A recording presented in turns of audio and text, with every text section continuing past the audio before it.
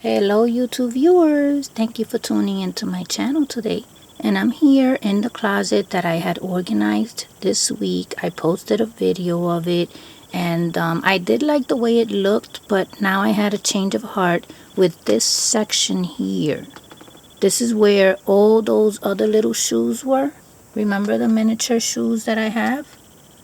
They were all displayed on here, but I have another idea that I want to try out.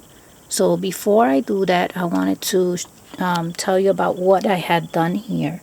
Some people tell me I have a big closet. It's not huge, but it's not small either. But I was able to build up and give myself another shelf, and that's where all those shoes were. So it gives a feel of it's a big closet because you're fitting so much in it.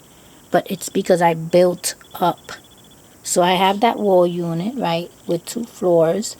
The top is also another floor. And I added a shelf. Now this shelf, what I did was we had an old wall unit that was very strong and everything, but it was just out of style. So my hubby took it apart and we had all those pieces. So we had a nice long piece here.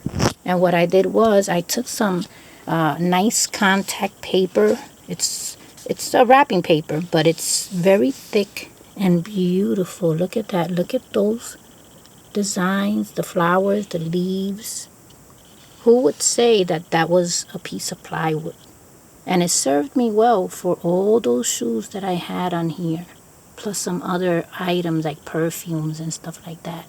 So that's how I made an extra shelf for my items. That's how I'm able to fit so much in here. But I kind of want to change this. I want to try another idea and let's see how it comes out, and I'll be back to show you. Okay, so remember, if you have an urgent need for a shelf, something you're doing in the house, a project, there's always ways to build yourself an extra tier for things that you have. And as long as they're not heavy, I don't put anything heavy in there, but look how strong this is. It's not going to cave in or anything like that. So I'll be back when I finish with my idea. Thanks for watching.